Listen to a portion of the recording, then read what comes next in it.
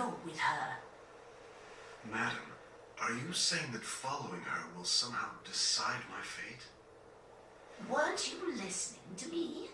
No one of this world could possibly know what your destiny holds. All right. Come on, let's all go. You may not. What? Why not? Because the rest of you are different. You exist within the boundaries of destiny. Boundaries of destiny? Those who exist within the boundaries are not permitted to ever see its form. You're saying that he and Polka are different from us? That is correct. Huh. Yeah, well, I'm not buying it. I want to go too! Dear me, how utterly pointless. Oh, Frederick! The old woman told me I should see this through to the end.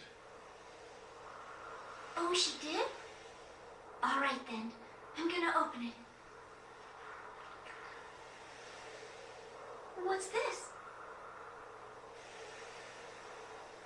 But it's just blank.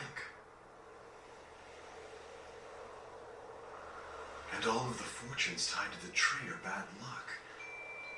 I wonder, could a blank one mean what I think it does? That this world really is just mine. This is it. This is what I can do to help the world. No matter what. I guess there's no escaping it. What's wrong? Oh man, you opened it up already? Well, what did it say? What is this, a joke? It's blank. Wow, there sure are a lot more up there. Yikes, and all the fortunes are bad luck. Hey, do you think that's why that old lady said she knew what was gonna happen? Anyway, it looks like she was totally wrong when she said that thing about you being the only person who can draw fortune here. Allegretto, I'm not so sure. What's the matter? Aw, come on, don't take it so seriously. I guess picking a blank fortune is kind of weird. But face it, it's way better than getting a bad luck one. Hey, let's head back and talk to that old lady again. We can tell her intuition was 100% wrong.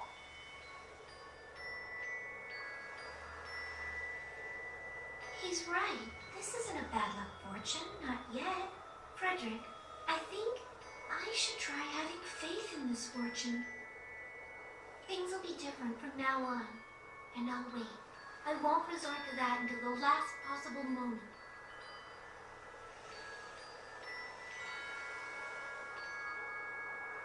So it's all up to me to do something to change this world, something to save Polka. But how? What am I supposed to do?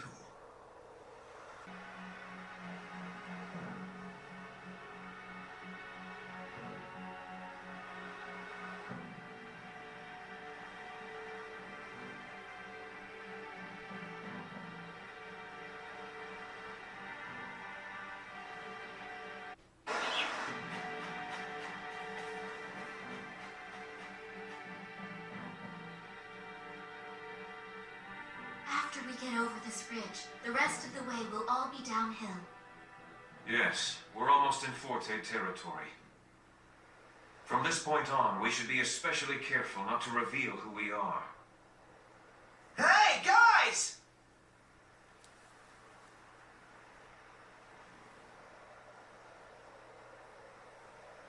What? You caught up with us sooner than I expected. I assumed we'd at least make it to Forte first.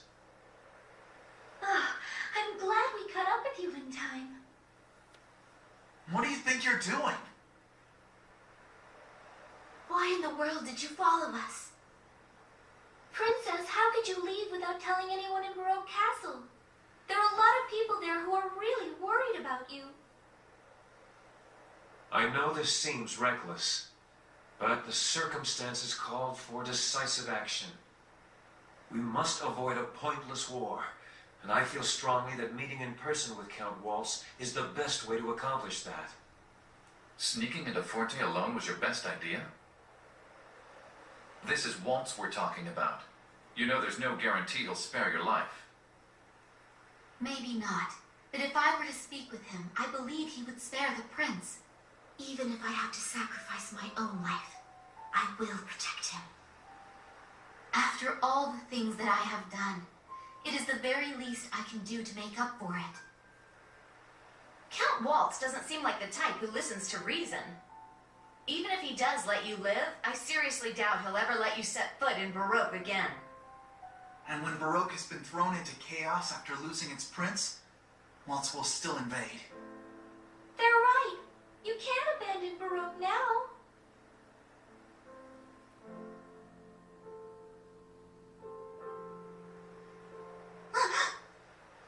What's that?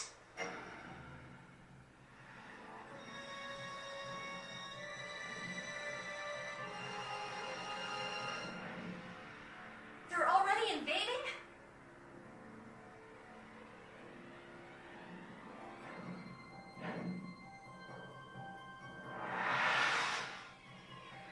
There are so many of them. Damn it!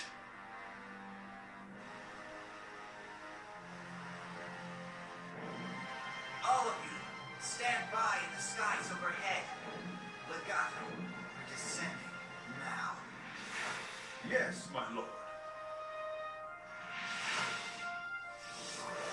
They're coming right this way. Even if we tried to fight a force that size, we'd have no chance of defeating them. And after they've finished us off, they'll just continue on to conquer the rest of Baroque. What can we do, Jazz? All we can do is pretend to listen to their demands.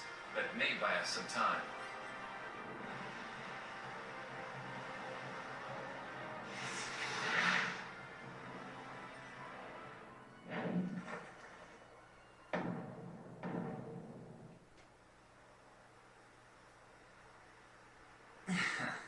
It would have been terribly rude of me to make you come all the way to Forte. So I thought I'd come meet you halfway.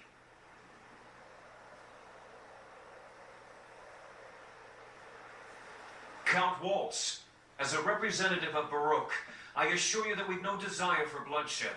I came all this way because I'd hoped I'd be able to negotiate with you. I don't want to make the people of my kingdom suffer under the fear of war any longer. You seem to be a noble prince who cares for his subjects. However, I'm afraid we cannot give you any response without some kind of guarantee from your side. I'm sure you understand. I'm turning myself over to Forte.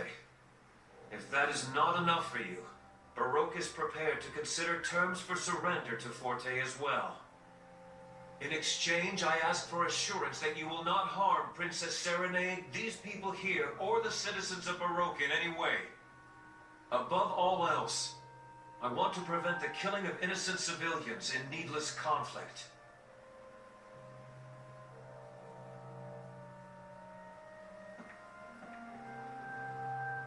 Count Waltz, listen to me. All this time I have kept close watch to make sure that Baroque made no move. That they never invaded Forte. And I was fully aware that by doing this, I was lending my support to you and to Forte. But through it all, I believed I was following the correct path because I thought it was the best way to prevent a war. Eventually, though, I realized something. A stalemate is not a solution. Standing still does not solve anything. For things to change, one side needs to take a step back. And so you're saying Baroque has taken a step back? It requires much more courage to take a step back than it does to take a step forward. Would you not agree? After all, there is no guarantee that there will be ground to stand upon. Count Waltz, please negotiate with Baroque, and then perhaps we can step forward together in peace. It should be clear to all concerned that continuing with this mutual animosity benefits no won in the end. But you see, any threat posed by Baroque is no longer a concern at all. And I have even less interest in Baroque's simpering prince. The only thing we're interested in now is that girl.